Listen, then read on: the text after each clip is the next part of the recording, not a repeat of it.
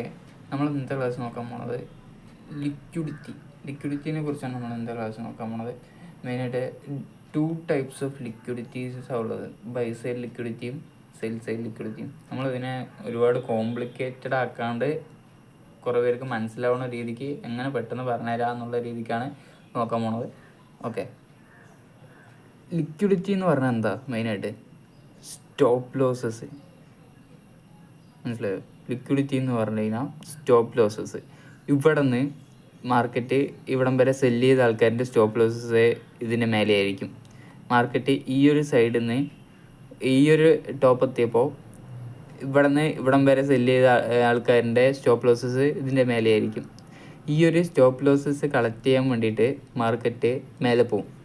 ഈ stop losses collect ആയിക്കഴിഞ്ഞാൽ അടുത്ത സ്റ്റോപ്പ് ലോസ് എവിടെയുള്ളത്? ഈ ഒരു ഇതിൻ്റെ അടിയിൽ. ഇവിടെ നിന്ന് ബൈ ചെയ്ത ആൾക്കാരിൻ്റെ സ്റ്റോപ്പ് ലോസ് ഇതിൻ്റെ അടിയിൽ. ഇവിടെ നിന്ന് ബൈ ചെയ്ത ആൾക്കാരിൻ്റെ സ്റ്റോപ്പ് ലോസസ് ഇതിൻ്റെ അടിയിൽ. ഈ മാർക്കറ്റ് ഈ ഒരു ബൈ സൈഡ് ലിക്വിഡിറ്റി സ്വീപ്പ് ചെയ്തിട്ട് മാർക്കറ്റ് അടുത്ത സെൽ സൈഡ് ലിക്വിഡിറ്റി എടുക്കാൻ വരും. മാർക്കറ്റ് മെയിനായിട്ട് എന്തിനെയാണ് ഹണ്ട് ചെയ്തുകൊണ്ടിരിക്കുന്നത്? മാർക്കറ്റ് സ്റ്റോപ്പ് ലോസസിനെയാണ് ഹണ്ട് ചെയ്തുകൊണ്ടിരിക്കുന്നത്. അങ്ങനെയാണ് മാർക്കറ്റ് വർക്ക് ചെയ്യുക. ഓക്കെ, മാർക്കറ്റ് ഒരു ബൈ സൈഡ് ലിക്വിഡിറ്റി സ്വീപ്പ് ചെയ്ത് കഴിഞ്ഞാൽ സെൽ സൈഡ് ലിക്വിഡിറ്റിന്ന് നോക്കിയിട്ട് മാർക്കറ്റ് പോകും. അല്ലെങ്കിൽ ഒരു സെൽ സൈഡ് ലിക്വിഡിറ്റിയാണ് ആദ്യം സ്വീപ്പ് ചെയ്യണമെന്ന് വെച്ച് കഴിഞ്ഞാൽ ബൈ സൈഡ് ലിക്വിഡിറ്റിനെ നോക്കി പോകും. അത്രേ ഉള്ളൂ. ഇതെന്ന് വെച്ച് കഴിഞ്ഞാൽ ഈക്വൽ ഹൈസ് ഈക്വൽ ലോസ്. അങ്ങനെയെന്ന് വെച്ചാൽ അങ്ങനെയാണ്. ഈക്വൽ ഹൈസിൻ്റെ ഈക്വൽ ലോസ് എന്ന് വെച്ച് കഴിഞ്ഞാൽ എന്തായിരുന്നു അറിയും? അവിടുത്തെ ലിക്വിഡിറ്റി ഹെവിയാണ്. സാധാ ഒരു ഹൈനിയും വെച്ചിട്ട് കൂടുതൽ ലിക്വിഡിറ്റിയാണ് ഈക്വൽ ഹൈസ് എൻ്റെ ഈക്വൽ ലോസിൽ വരിക. അതിൻ്റെ ഞാൻ പറയുന്നതിന് കാരണം എന്താണെന്നറിയോ? ഇവിടം തൊട്ട് ഇവിടം വരെ സെല്ല് ചെയ്ത് കഴിഞ്ഞാൽ ഇവിടെ കുറച്ച് ലിക്വിഡിറ്റി. ഇവിടം തൊട്ട് ഇവിടം വരെ സെല്ല് ചെയ്ത് കഴിഞ്ഞാൽ ഈ 2 ഹൈന്നും സെല്ല് ചെയ്ത ആൾക്കാരിൻ്റെ സ്റ്റോപ്പ് ലോസസ് പെൻഡിങ് ആണ് മാർക്കറ്റിൽ. മനസ്സിലായോ? ഈ ഒരു സ്റ്റോപ്പ് ലോസസ് എടുക്കാൻ വേണ്ടി മാർക്കറ്റ് മേലെ പോവും. ഈ സ്റ്റോപ്പ് ലോസസ് എടുത്തു കഴിഞ്ഞാൽ ഇനി മാർക്കറ്റ് എങ്ങോട്ട് പോവുക?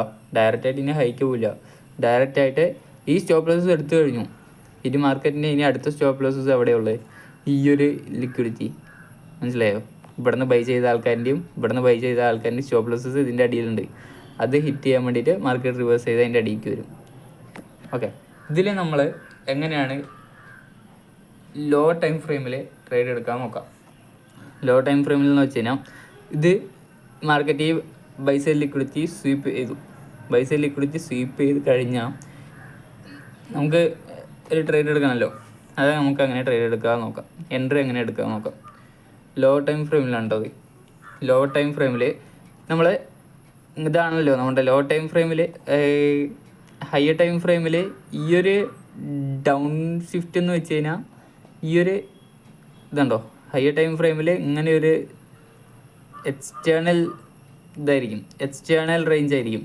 പക്ഷേ അതിൻ്റെ ഇൻറ്റേർണൽ റേഞ്ചിൽ വരുന്ന സമയത്ത് മാർക്കറ്റ് ഇങ്ങനെ ഒരു swing high swing low swing high swing low എന്ന് പറഞ്ഞിട്ട് വരും.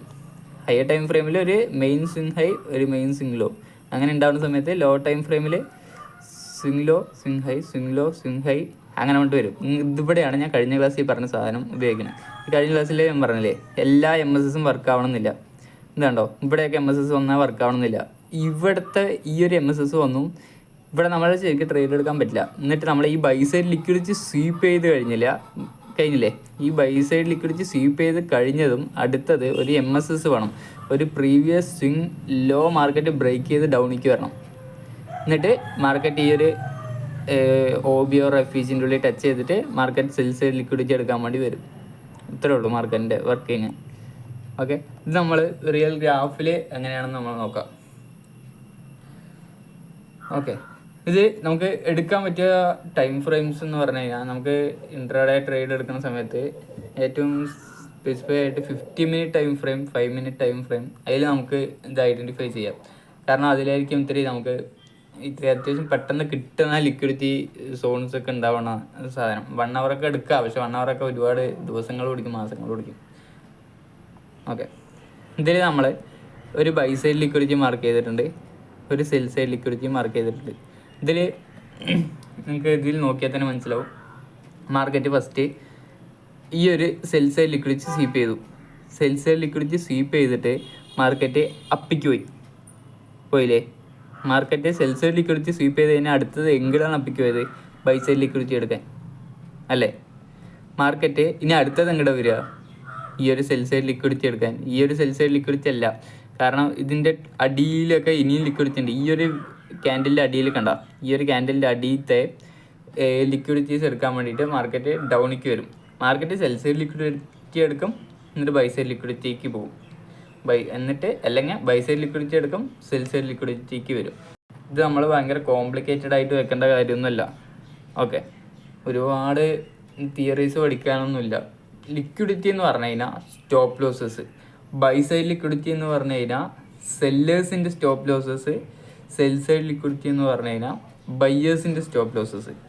അത് മാത്രം മൈൻഡ് വെച്ചാൽ മതി. ഓക്കെ, നമുക്ക് അടുത്ത ക്ലാസ്സിൽ കാണാം. അടുത്ത ക്ലാസ്സിൽ നമ്മളിപ്പോൾ ഇതിൻ്റെ എക്സാമ്പിൾ വേണമെന്നുണ്ടെങ്കിൽ അടുത്ത ക്ലാസ്സിൽ നിങ്ങൾ ജസ്റ്റ് കമൻറ്റ് ഇട്ട് കഴിഞ്ഞാൽ ഇതിൻ്റെ എക്സാമ്പിളോടുകൂടി നമ്മൾ കാണിക്കാം.